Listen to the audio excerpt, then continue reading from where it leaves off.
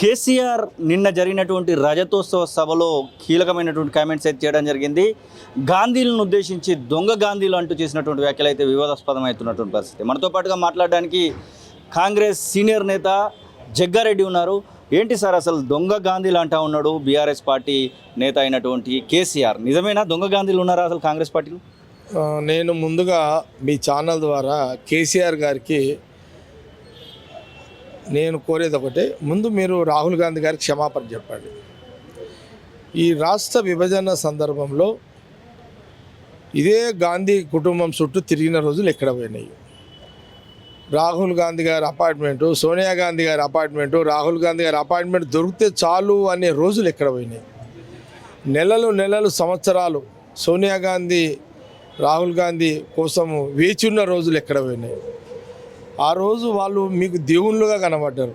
అంటే రాష్ట్ర విభజన ఇచ్చే టైంలో వాళ్ళను రకరకాలుగా పొగిడిరు. వీళ్ళు సోనియా గాంధీ దేవత అన్నారు, ఆ కుటుంబం దేవతల కుటుంబం అని రకరకాల మాటలు ఇదెక్కేసారు అన్నాడు.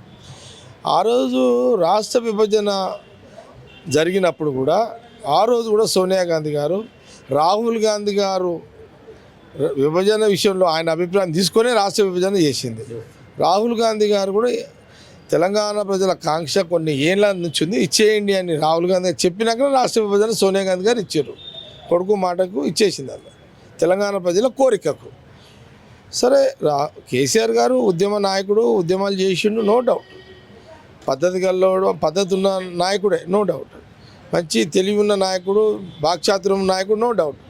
కానీ నిన్నెందుకు తొందరపడ్డాడో నాకు అర్థం కాలేదు. ఎందుకు స్లిప్ అయ్యాడు రాహుల్ గాంధీ గారి విషయంలో, ఎందుకు స్లిప్ అయ్యాడు? నేనేమంటే కేసీఆర్ గారు ఇప్పుడున్న రాజకీయాలు చాలా అనుభవం ఉన్న నాయకుడు, ఆయన ఒక్కడే ఉన్నాడు. ఎందుకు నిన్న టెంప్ట్ అయ్యిండు? రాహుల్ గాంధీ గారి పట్ల ఎందుకు అట్లా మాట్లాడాల్సి వచ్చింది? తొందరపడి మాట్లాడిండు అనేది ఇప్పుడైనా మనసుకు అనిపించాలి. కాబట్టి నేను అందుకే అంటున్నా, నువ్వు తొందరపడి రాహుల్ గాంధీ గారి పట్ల మాట్లాడిన మాటలకు బేషత్తుగా రాహుల్ గాంధీ గారికి క్షమాపణ చెప్పు. ఎందుకంటే మీకంటూ ఒక గౌరవం ఉంది, మీకంటూ ఒక మంచి స్థానం ఉంది రాజకీయాలలో. మీకంటూ కొన్ని విలువలు ఉన్నాయి. ఆ విలువలతో కూడుకున్న ఒక కేసీఆర్ విలువలు తప్పుతున్నాడు అని అనొద్దు. ఎందుకంటే రెండు మాటలు రావద్దు. కేసీఆర్ గారు ఆనాడు ఆ కుటుంబము దేవతల కుటుంబము, దేవుళ్ళ కుటుంబము, సోనియా గాంధీది, రాహుల్ గాంధీ గాంధీది, నిండు సభలో రాష్ట్రం ఇచ్చింది సోనియా గాంధీ పుణ్యమైన అన్న నీవే ఈరోజు రాహుల్ గాంధీ గురించి నువ్వు మాట్లాడినావు. ఓకే, రాజకీయాలు ఇప్పుడు మా నాయకుడు రాహుల్ గాంధీ, ఇప్పుడు నువ్వు కేసీఆర్ గారు మీరు ఎట్లయితే మీ ఎమ్మెల్యే గెలిపించుకోవాలని ప్రచారం చేస్తున్నారు, అట్లా మా నాయకుడు రాహుల్ గాంధీ గారు మా కోసం వచ్చిండు, మమ్మల్ని ప్రజల దగ్గరకు వచ్చిండు, చెప్పిండు, అంతే కదా. అంత మాత్రాన నువ్వెందుకు నోరు జారినవు? నువ్వెందుకు ఇంత వయసులో పెద్దోళ్ళవు, 10 ఏళ్ళు ముఖ్యమంత్రి చేసిన వాళ్ళు మీరు, ఇంత హల్కాగా ఎందుకు మారినావు అని కేసీఆర్ గారిని.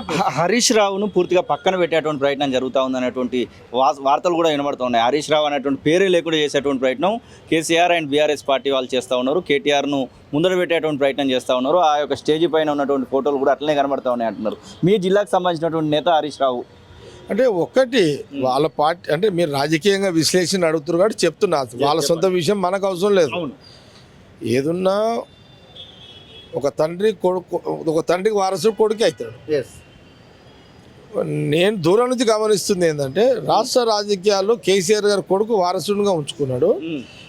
ఉమ్మడి జిల్లాకు వచ్చేసరికి హరీష్ రావుకు ఓ జిల్లాను వదిలిపెట్టారు. పోయిన 10 ఏళ్ళు అదే నడిచింది. ఇప్పుడు ఎవరైనా సరే హరీష్ రావుకి వారసుడు కొడుకే అవుతాడు కదా. కేసీఆర్ కొడుకు కేటీఆర్ అయిండు. దాన్ని తప్పనికే లేదు, ఎవరం తప్పనికే లేదు. కాబట్టి అది మనం కూడా దాని పెద్దగా మీరు అడిగారు కాబట్టి విశ్లేషణ చెప్పిన, అటు కేసీఆర్ది తప్పు కాదు, హరీష్ రావు కూడా ఫీల్ కావాల్సిన అవసరం లేదు. జగ్గారెడ్డి అభిమానులు చాలామంది ఎదురు చూస్తూ ఉన్నారు. జగ్గన్నకు ఏదో ఒక పదవి వస్తే బాగుండు, జగ్గన్న ఇట్లా బయట ఉన్నట్టుగా ఉంటే మాకు నచ్చట్లేదు అన్నటువంటి సమూహంలో ఉండాలి, అధికారం వచ్చిన తర్వాత ఆ అధికార సమూహంలో లేకుండా అయిందే అన్నటువంటి కొంత బాధ కనబడుతుంది. జగ్గారెడ్డికి అలాంటి ఆలోచనలు ఏమైనా ఉన్నాయా? పార్టీ నుంచి అలాంటి ఆలోచనలు ఏమైనా చేస్తున్నట్టు? అంటే ఇప్పటి వరకు అయితే అట్లా ఏం లేదు. ఏమున్నా లేకున్నా జగ్గారెడ్డిగా కాంగ్రెస్ పార్టీ నాయకుడిగా నేను ఎప్పుడు పార్టీకి గవర్నమెంట్కి అవైలబిలిటీగా ఉంటాను. ఇప్పుడున్న సీఎం రేవంత్ రెడ్డి గారు కానీ, రాహుల్ గాంధీ గారు కానీ, లేకపోతే పిసిసి ప్రెసిడెంట్ మహేష్ గౌడ్ గారు కానీ ఎలాంటి డైరెక్షన్స్ ఇచ్చినా డైరెక్షన్లో పనిచేస్తూనే ఉంటా. అప్పుడప్పుడు ప్రెస్ మీట్ కూడా ఈ మధ్యలో రాలేదు 3 నెలల నుంచి. కానీ అట్లేం ఉండదు. సరే అవసరం ఉన్నప్పుడు జగ్గారెడ్డి అంటూ అవసరం ఉన్నది అని పార్టీ కానీ సీఎం రేవంత్ రెడ్డి కానీ లేకపోతే రాహుల్ గాంధీ గారు కానీ పిసిసి ప్రెసిడెంట్ మహేష్ గౌడ్ ఎవరైనా సరే జగ్గారెడ్డి అవసరం ఉన్న రోజు వాళ్ళే పిలుస్తారు. మీరు ఇప్పుడు 70mm స్క్రీన్ పైన సిల్వర్ స్క్రీన్ పైన మెరవబోతున్నట్టుగా జగ్గారెడ్డి నిజ జీవితాన్ని చూపించబోతున్నారు అంటున్నారు. అది షూటింగ్ ఎప్పుడు ప్రారంభమవుతుంది, ఎప్పుడు రిలీజ్ చేయాలనుకుంటే? అంటే కథ రాస్తున్నాడు, ఇప్పుడు డైరెక్టర్ కథ రాస్తున్నాడు, కథ నడుస్తుంది. ఇంకా కొన్ని రోజులలో కొంత చిన్న వదిలేసేది కూడా ఉంది. అంటే అది నిజం, నా లైఫ్లో జరిగిన ఒక 3 సంఘటనలు మనం బయటికి తీస్తున్నాము. కాబట్టి పోస్టర్ కూడా వచ్చింది, మోషన్ పోస్టర్. మీరు దానిలో చాలా కనబడతా ఉన్నారు. ఉన్నది, అది కూడా వస్తుంది. అట్లని మనకేమి సినిమా ఫీల్డ్ కాదు, మన ప్యూర్ పొలిటికల్ ఫీల్డ్. కానీ ఆ సందర్భం ఎందుకు వచ్చిందో వచ్చింది. ఆ డైరెక్టర్ రామానుజం ఒక సందర్భంలో నన్ను కనెక్ట్ అయ్యిండు. ఆ ఫోటో కనెక్ట్ అయినా దానికి నా 3 ఎపిసోడ్లు యాడ్ చేస్తున్నా. ఒరిజినాలిటీ కదా, కొంత జగ్గారెడ్డి ఒరిజినాలిటీని తెలియని వాళ్ళకు కూడా తెలిసే ప్రక్రియ ఇందులో ఉంటుంది సినిమాలో. నేను ఒరిజినల్గా ఎట్లుంటుంది అనేది ఏం లేనప్పుడు. ఇప్పుడు అన్ని హంగులు వింగులు అన్నీ అప్పుడు ఏం లేదు కదా. ఆ రోజులలో మాకు బ్యాక్గ్రౌండ్ లేకుండా వచ్చినాం కదా. ఇవన్నీ అందులో 3 ఎపిసోడ్లు వస్తున్నాయి. దాంట్లో అది తప్పడం బాగుంటుందని నా ఆలోచన. రాహుల్ గాంధీతో మీ సన్నిహిత్యము మొన్న ఒక బయటపడింది. ముఖ్యమంత్రి రేవంత్ రెడ్డి, మీరు, రాహుల్ గాంధీ ఇలా నడుస్తూ వస్తున్నారు. అసలు మీ మధ్యలో జరిగినటువంటి సందర్భం ఏంటి ఆ యొక్క దానిలో? లేదు, జనరల్గా రాహుల్ గాంధీ గారు చూసి వారు సోషల్ మీడియాలో వేరేలాగా ఏదో ట్రోల్ చేస్తున్నట్టుగా అట్లా కనబడతా ఉంది. దానికోసం అంటే జనరల్గా రాహుల్ గాంధీ గారు పక్కకే ఉన్నారు కాబట్టి ఆయన కనబడ్డా ఇమ్మీడియట్లీ వారు నా చేయి పట్టుకొని లోపలికి పిలుచుకున్నాడు.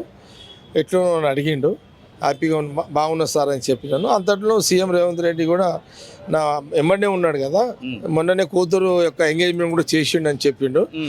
గుడ్ అన్నాడు. ఇక అట్లా కొన్ని మాటలు అట్లా అదొక రాహుల్ గాంధీ గారితో నేను సీఎం రేవంత్ రెడ్డి గారు కొంత కొన్ని నిమిషాలు సెకండ్లు అనుకుంటా, సెకండ్లలో ముందు హ్యాపీగా గడిపినాం అనుకుంటా. ముగ్గురం అయితే అదే హ్యాపీగా ఉంది. ఓకే.